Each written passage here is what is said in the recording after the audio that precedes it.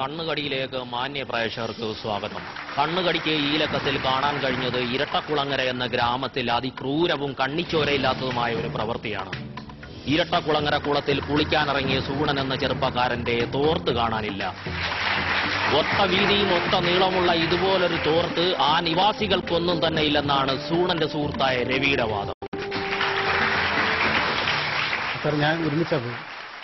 കഴിഞ്ഞ ഉത്രാടത്തിന് ഉച്ചയ്ക്ക് ഞാൻ വീട്ടിൽ നിൽക്കുമ്പോഴാണ് സൂണം വന്നെന്നെ പറഞ്ഞത് ജംഗ്ഷനിൽ വരെ ഒന്ന് പോകാമെന്ന് പറഞ്ഞു. ജംഗ്ഷനിൽ പോകാമെന്ന് പറഞ്ഞപ്പം ഞാൻ വിചാരിച്ച കണ്ടെന്ന് അടിക്കാനായിരിക്കും, ഉത്രാടമല്ലേ. അങ്ങനെ ചെന്ന് അവന്റെ കൂടെ ഞാൻ ജംഗ്ഷനിൽ ചെന്നപ്പം അവൻ പറഞ്ഞു തുണിക്കടയിലൊന്ന് കയറാമെന്ന് പറഞ്ഞു. തുണിക്കട കയറിച്ചിട്ട് അവൻ പറഞ്ഞു എനിക്ക് തോർത്ത് മേടിക്കണമെന്ന് പറഞ്ഞു. അങ്ങനെ ഞങ്ങൾ രണ്ടുകൂടെ ചെന്ന തോർത്ത് വാങ്ങിച്ചത്. നല്ല ഒത്ത വീതി ഒത്ത നീളമുള്ള തോർത്തായിരുന്നു.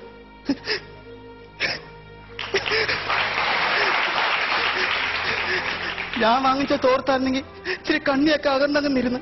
പക്ഷെ അവൻ വാങ്ങിച്ചത് നല്ല, അവൻ 12 രൂപ പൈസയുടെ തോർത്താ വാങ്ങിച്ചത്. നല്ല തോർത്തായിരുന്നു.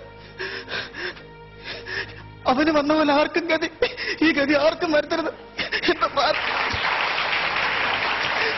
ഉടുത്തോടുത്തിരിക്കുമായിരുന്നു ആ തോർത്ത്. അതാ ഇപ്പോഴും ആ തോർത്ത് അന്വേഷിച്ച് നടക്കേണ്ടി വന്നത്. അത്രയ്ക്ക് ജീവനായിരുന്നു അവൻ. രാവിലെ എടുക്കുമ്പോ തോർത്തെടുക്കുന്ന നിമ്പര.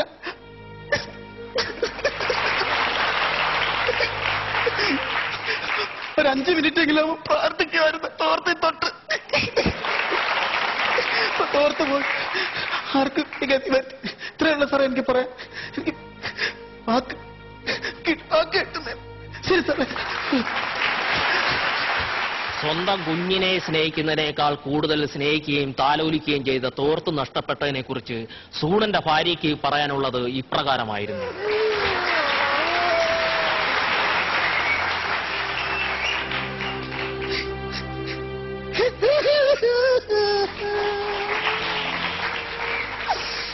എനിക്ക് സൂണണ്ണന് 2 മക്കളാണ്. പക്ഷെ ആ മക്കളെക്കാളി അങ്ങേര് കിട്ടാങ്ങേര് തോർത്തായിരുന്നു. ആ തോർത്തില്ലാത്ത സുഗുണണ്ണനെ കാണുമ്പോ എനിക്ക് സഹിക്കൂലേ. അയ്യോ, ആ തോർത്തില്ലാത്തോണ്ട് ഞങ്ങൾ കുളിച്ചിട്ട് എത്ര നാളെന്നറിയോ.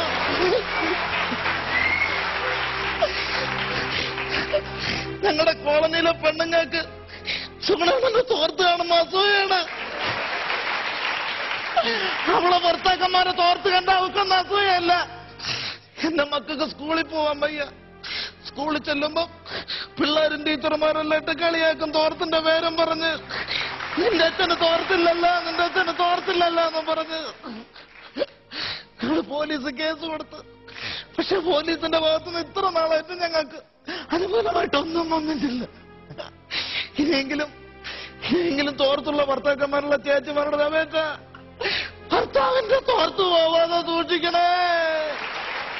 ഇങ്ങനെ ഒരു ഗതി വരരുത്. ഇത്ര പറയാനുള്ളൂ.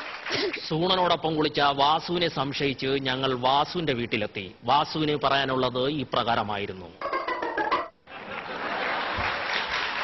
എന്താ ഇത്? മനഃപൂർവ്വം സാറേ, മനഃപൂർവ്വം. ഞാൻ എടുത്ത കാര്യമല്ല സാറേ ഇത്. സത്യം, ഞാൻ എടുത്തിട്ടില്ല. തോർത്ത് ഞാൻ എടുത്തിട്ടില്ല. ഇത് 12 വർഷം എന്നെ അകത്താക്കാനുള്ള പരിപാടി അവർ കാണിക്കുന്നത്. ഞാൻ എടുത്തിട്ടില്ല അവിടെ തോർത്ത്. എനിക്കെന്താ വേറെ തോർത്ത്? കാരണം ഞാൻ ചെറുപ്പം മുതൽ ഞാൻ തോർത്തെടുത്ത് കുളിക്കാൻ തുടങ്ങിയവനെ, അറിയോ. ഞാൻ ഇന്നും നേരം തോർത്ത് കാണാൻ തുടങ്ങിയവനല്ല.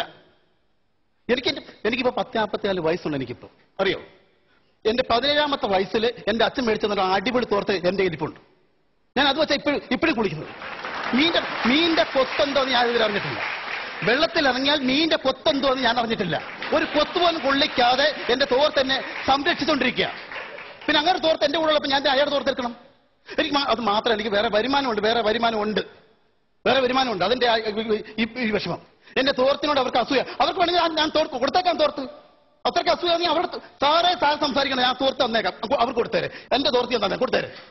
നല്ല അടിപൊളിയായിട്ടുള്ള എന്റെ ഈ തോർത്ത് കണ്ടിട്ടായിരിക്കും അവർക്ക് അസൂയെങ്കിൽ അവരെടുത്തോട്ടെ. ഞങ്ങൾ കൊടുത്തേക്കാൻ തോർത്ത്. എനിക്ക് വേറെ വരുമാനം ഉണ്ടെന്ന് ഞാൻ പറഞ്ഞത് വേറെ ഒന്നുമല്ല. നമ്മുടെ താലൂക്ക് ആശുപത്രിയിൽ സാർ ഈ വിഷമം കൊണ്ട് തെറ്റിപ്പോന്നു. താലൂക്ക് ആശുപത്രിയിൽ രോഗികളെ ബോധക്കെടുത്താൽ എന്റെ തോർത്ത് അവർ ഡോക്ടർമാർ വന്ന് ഇടയ്ക്കിടയ്ക്ക് വാങ്ങിച്ചോട്ട് പോകാറുണ്ട്. ആ രീതിയിൽ എനിക്ക് വരുമാനം വരുന്നുണ്ട്. അതുകൊണ്ടാണ് ഇവർക്ക് ഇത്ര കണ്ണുകടി. അല്ലെ പിന്നെ എന്നെ ഇങ്ങനെ പറയേണ്ട കാര്യം എന്താ? സത്യം സാറേ, ഞാൻ എടുത്തിട്ടില്ല സാറേ. വേണമെങ്കിൽ അത് തോർത്തോ. അല്ല, ചുമ്മാ മനുഷ്യനെങ്ങനെ വിഷമം കൊണ്ടാ സാറേ, വിഷമം കൊണ്ടാ. കേസ് അന്വേഷിച്ച SI രാജശേഖരന് പറയാനുള്ളത് ഇതായിരുന്നു. 2007 സെപ്റ്റംബർ 17-ാം തീയതിയാണ് ഈ സുഗുണന്റെ ഈ സംശയിക്കപ്പെടുന്ന കാണാതെ പോയ തോർത്ത് മിസ്സാവുന്നത്. അന്ന് നടക്കാവ് പോലീസ് സ്റ്റേഷനിൽ വന്ന് സുഗുണന്റെ ഭാര്യ എന്ന് പറയുന്ന രാധാമണി എന്ന സ്ത്രീ ഞങ്ങൾക്ക് പെറ്റീഷൻ തന്നിരുന്നു. അന്നവര് അതിൽ കേസിൽ പറഞ്ഞിരുന്നതെന്ന് പറഞ്ഞാൽ അതിൽ ചുവന്ന കരയുള്ള തോർത്താണ് സുഗുണന്റെ കാണാതെ പോയത്. പക്ഷെ ഞങ്ങളുടെ പോലീസ് ഡോക്ടറോട് ജൂലി ഇതിന്റെ തെളിവ് കണ്ടുപിടിച്ചെന്ന് പറഞ്ഞു കഴിഞ്ഞാൽ അതൊരു നീലക്കരയുള്ള തോർത്തിന്റെ ഒരു തുണ്ടാണ് നമുക്ക് അതിന്റെ തെളിവായിട്ട് കിട്ടിയത്. അപ്പോൾ എന്തായാലും ഈ കേസ് ഞങ്ങൾ അന്വേഷിക്കും. കാരണം ഇവിടെ ആക്ഷൻ കൗൺസിൽ രൂപീകരിച്ചു. രാധാമണി എനിക്ക് പെറ്റീഷൻ തന്നു, DGPക്ക് കൊടുത്തു, എല്ലാവർക്കും കൊടുത്തു. രാധാമണിയെ കൊണ്ട് പറ്റുന്ന രീതിയിൽ എല്ലാവർക്കും കൊടുത്തു. അതുകൊണ്ട് എന്തായാലും ഇത്ര കഷ്ടപ്പെട്ട് കൊടുത്ത സ്ഥിതിക്ക് ഞങ്ങൾ ഇത് അന്വേഷിക്കും. തോർത്തിന്റെ കരയാണോ അതോ സുഗുണന്റെ വരയാണോ ശരിയല്ലാത്തതെന്ന് നമുക്ക് കണ്ണാടിയിൽ കാണാം. മാസങ്ങളോളം നനയ്ക്കാതെയും കുളിക്കാതെയും നിൽക്കുന്ന സുഗുണന്റെ വീട്ടുകാരുടെ നാറ്റം സഹിക്കാനാവാതെ അയൽവാസികൾ അവിടുന്ന് ഒഴിഞ്ഞു പോവുകയാണ് ചെയ്തത്. അത് മാത്രമല്ല, സുഗുണന്റെ വീട്ടിന്റെ ഭാഗങ്ങളിൽ സ്ഥലത്തിന് വില ഇടിഞ്ഞുകൊണ്ടിരിക്കുകയാണ്. റിയൽ എസ്റ്റേറ്റ് മാഫിയകൾ പോലും അവിടെ കാലുകുത്തില്ല എന്നാണ് നാട്ടുകാർ പറയുന്നത്. സുഗുണന്റെ കുടുംബത്തിന്റെ ഈ അവസ്ഥ നമുക്കൊന്ന് കാണാം.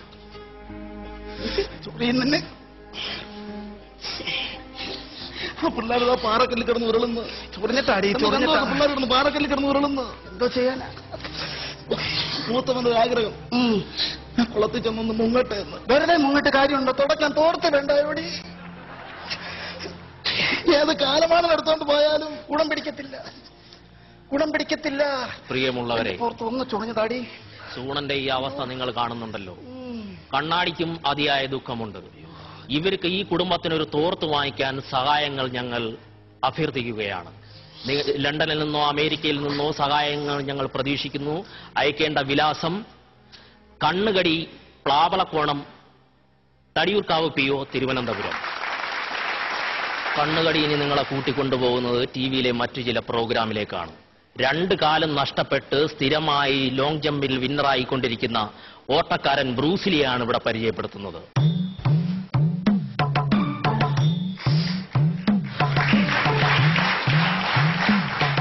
എനിക്ക് ലോട്ടറി കച്ചവടമാണ്. അപ്പൊ നമുക്ക് വേറെ മറ്റ് ആനുകൂല്യങ്ങളൊന്നുമില്ല. ഈ 2 കാലും ഇറങ്ങിയാണ് ഞാൻ നടക്കുന്നത്. 3 പിള്ളേരുണ്ട്. അപ്പൊ സർക്കാരിന്റെ ഭാഗത്തുനിന്ന് നമുക്ക് ഒരു സംഭവം ഇല്ല. സർക്കാരിന്റെ അടുത്ത് ചോദിക്കുമ്പോൾ ഗവൺമെന്റ് എടുത്തെടുക്കും, ഗവൺമെന്റിന്റെ അടുത്ത് ചോദിക്കുമ്പോൾ സർക്കാർ എടുത്തെടുക്കും. അപ്പൊ ഇവർ രണ്ടും കൂടെ ഇങ്ങനെ അടിയുണ്ടാക്കി നമുക്ക് മറ്റു ആനുകൂല്യമൊന്നുമില്ല. നമ്മളിങ്ങനെ നിരങ്ങി ജീവിക്കുക. സുഗുണൻ വളരെ വ്യക്തമായി പറയൂ. സുഗുണൻ വളരെ ആലോചിച്ച് വളരെ വ്യക്തമായി പറയൂ.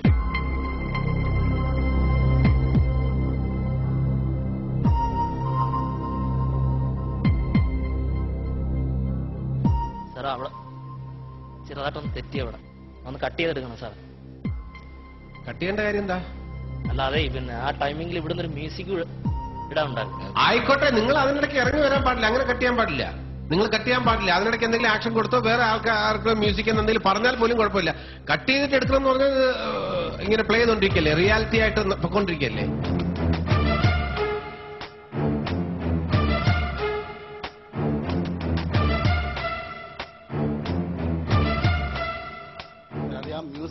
ഇവിടുത്തെ തെറ്റല്ലേ? അതെ, മ്യൂസിക് അവരുടെ മിസ്റ്റേക്ക് ആയിരിക്കാം. മ്യൂസിക് എന്ന് പറഞ്ഞിരുന്നാൽ നിങ്ങൾ കമ്മ്യൂണിക്കേറ്റ് ചെയ്തിട്ടുള്ളത് ഞങ്ങൾക്ക് അറിയാൻ പറ്റില്ല. ജഡ്ജസ് എന്ന നിലയിൽ ഞങ്ങൾക്ക് അറിയാൻ പറ്റില്ല.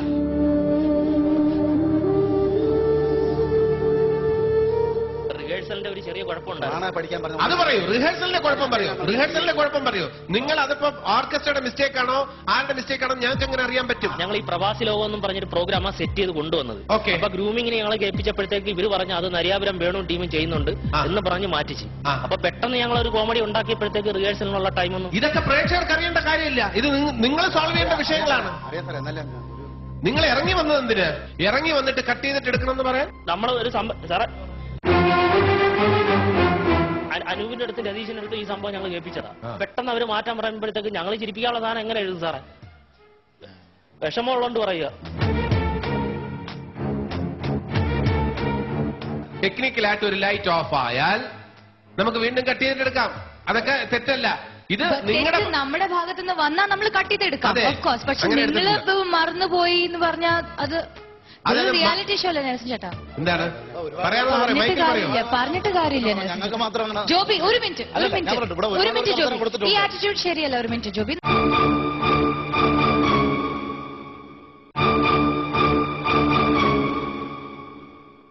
സംസാരിച്ചുകൊണ്ടിരിക്കുകയാണ്. അല്ല, അങ്ങനെ ഇറങ്ങിപ്പോകാനൊന്നും പാടില്ല. ഇത് സ്റ്റേജിൽ നിൽക്കൂ, ഞങ്ങൾ പറയാനുള്ളത് കേൾക്കണം. ശ്രുതിയെടുത്ത് ഞാൻ ഒരു കാര്യം ചോദിച്ചോട്ടോ.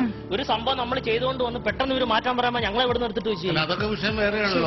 ഇപ്പൊ നമ്മളൊരു കാര്യം ചെയ്യും. നിങ്ങളുടെ ഫസ്റ്റ് അദ്ദേഹത്തിന്റെ ഹലോ അങ്ങനെ അതൊരു വികാരപരമായിട്ടൊന്നും സമീപനം പാടില്ല. ഞാൻ പറയാതെ ഇത് ജഡ്ജസ് പറയുന്നത് കേൾക്കൂ, കംപ്ലീറ്റ് ചെയ്തിട്ട് പോകും. സംസാരിച്ച് നമുക്ക് ഒരു സൊല്യൂഷൻ ഉണ്ടാക്കാം. ഒരു മിനിറ്റ് ശ്രുതി, ഒരു മിനിറ്റ്. 3 പ്രാവശ്യം പറയാം സാറേ കയറിയപ്പം 3 പ്രാവശ്യം ചേട്ടൻ ഒരു പീസ് ഒരു സെക്കൻഡ് ഞാൻ ചോദിച്ചോട്ടെ. ഞങ്ങൾക്ക് തെറ്റുപറ്റി. ഇവിടുന്ന് എന്തുകൊണ്ട് തെറ്റുപറ്റി? ഞാൻ ചോദിക്കാം. അത് ഞാനാണ് ചോദിക്കേണ്ടത്, അല്ലെങ്കിൽ ഞങ്ങളാണ് ചോദിക്കേണ്ടത്. അത് ചോദിക്കട്ടെ, നിങ്ങളടുത്ത് പറഞ്ഞിരുന്നോ?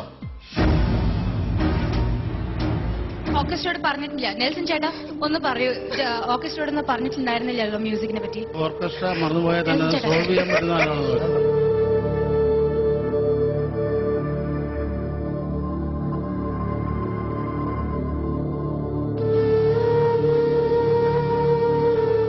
ഇങ്ങനെയൊക്കെ ഫീൽ ചെയ്യാൻ പോയി കഴിഞ്ഞാൽ എന്തെല്ലാം കാര്യങ്ങളുണ്ടാവും. നല്ല ടേക്ക് ഓഫ് ആയിരുന്നു നിങ്ങളുടെ പ്രോഗ്രാം. എല്ലാവരും എൻജോയ് ചെയ്തിരിക്കുന്ന ഒരു ഷോ ആയിരുന്നു ഇത്. ഇങ്ങനെ തന്നെ കണ്ടിന്യൂ ചെയ്യേണ്ടി വരും. നിങ്ങളുടെ മിസ്റ്റേക്ക് ആയിരുന്നു, നിങ്ങൾ പറഞ്ഞില്ല. ഒരു മിനിറ്റ് ഈ ചോറ് ബന്ധമൊന്നും എല്ലാ പറ്റും ഇങ്ങനെ ഞെക്കി നോക്കണ്ട. ഒറ്റ പറ്റി എനിക്ക് നോക്കിയാൽ മതി. അതുപോലെ അത് കണ്ടിട്ട് ഞാൻ അത്ഭുതപ്പെട്ടിരിക്കുന്നു സത്യം പറഞ്ഞാൽ. അല്ലേ, നിങ്ങൾ കണ്ടിന്യൂ ചെയ്യണം പ്ലീസ്. അല്ല, അങ്ങനെ ഫീൽ ചെയ്താൽ നമുക്കും ഫീൽ ചെയ്യില്ല. കാരണം അങ്ങനെ ഒരു ആർട്ടിസ്റ്റിന് പാടില്ല. ഇതുവരെ നല്ല മാർക്കൊക്കെ മേടിച്ചിട്ടുണ്ടാകും. അതെ അത് കുഴപ്പമില്ല. ആ ഫീലായിരിക്കാം, അത് കുഴപ്പമില്ല. ഇതിന് മോശം മാർക്കെന്ന് നിങ്ങൾ ഇപ്പോഴേ അങ്ങ് നിങ്ങളെ മുൻവിധി എഴുതുന്നത് എന്തിനാണ്? ഇടയ്ക്ക് വെച്ചിട്ട് നിന്ന് പോയില്ലേ സാറേ? അത് ജഡ്ജസ് ഒരു കാര്യം മനസ്സിലാക്കണം. അങ്ങനെ നിന്ന് പോയിട്ടുണ്ടെങ്കിൽ തന്നെ അത് വേറെ രീതിയിൽ പ്രസന്റ് ചെയ്യുന്നെങ്കിൽ ഇവിടെ എന്നോട് പറയാതെ അത് പ്രേക്ഷകരോട് ക്ഷമിക്കണം. എല്ലാത്തിനും ഇങ്ങനെ ചാടി സംസാരിക്കരുത്.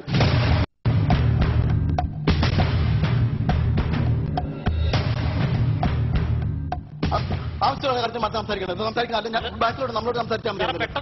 സാധനം സംസാരിച്ചു. മൊണോഫോൺ കോമഡി എന്ന് പറയുന്നതിന്റെ ഒരു വലിയൊരു ബുദ്ധിമുട്ട് വരും മാനസികമായിട്ടും. എല്ലാവർക്കും നമ്മളൊക്കെ ആർട്ടിസ്റ്റുകളാ. ഇതൊക്കെ എന്താ ഇങ്ങനെ കാണിക്കുന്നത്? ഇതുവരെയായിട്ട് നിങ്ങൾ ശരിക്കും പെർഫോം ചെയ്യണ്ടായിരുന്നു. തുടക്കത്തിൽ തൊട്ട് ഇതുവരെയായിട്ട് ഓക്കെ പെർഫോമൻസ് ആയിരുന്നു. ഓഡിയൻസ് എൻജോയ് ചെയ്യണ്ടായിരുന്നു. ഇപ്പൊ ഇടയ്ക്ക് കട്ട് എന്തിനാ വിളിച്ചത്? നിങ്ങൾ പ്രിപ്പയർ ചെയ്ത് നിങ്ങൾ കണ്ടിന്യൂ ചെയ്യൂ. ബാക്കി ഈ കഥ ഇപ്പൊ ജഡ്ജസ് അറിഞ്ഞില്ല. അവര് ഡിസൈഡ് ചെയ്യും. അവര് ഡിസൈഡ് ചെയ്യട്ടെ മാർക്സും കമന്റ്സ് ഒക്കെ. അതെങ്ങനെ നിർത്തണം? തീരുമാനം ഞങ്ങളാണ് എടുക്കേണ്ടത്. നിങ്ങൾക്ക് എന്താ വേണ്ടതെന്ന് വ്യക്തമായിട്ട് പറയൂ. അല്ലല്ല, ഞങ്ങൾ പിന്മാറാൻ തീരുമാനിച്ചു.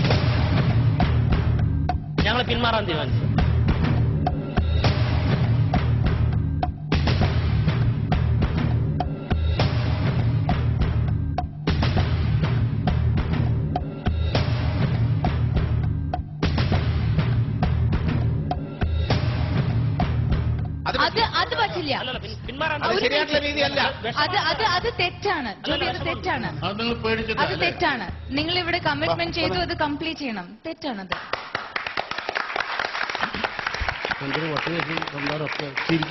എല്ലാവരും ക്ഷമിക്കണം. ജഡ്ജസ് ക്ഷമിക്കണം, ഓഡിയൻസ് ക്ഷമിക്കണം. ഇത് VIP ടീമിന്റെ തരിവിട എന്നൊരു ചെറിയ പ്രോഗ്രാമാണ്. ഇഷ്ടപ്പെട്ടെങ്കിൽ എല്ലാവരും ഒന്ന് കൈയടി.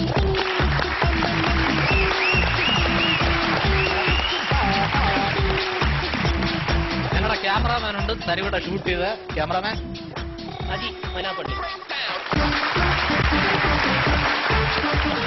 അങ്ങനെ വരട്ടെ. എല്ലാവർക്കും സമ്മാനങ്ങളുണ്ട്. ശ്രുതിക്ക് താങ്ക് യു വെരി മച്ച്.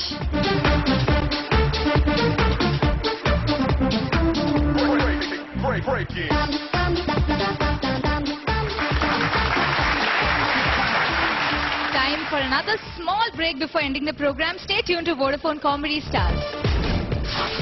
നിങ്ങൾ കുറെ നേരം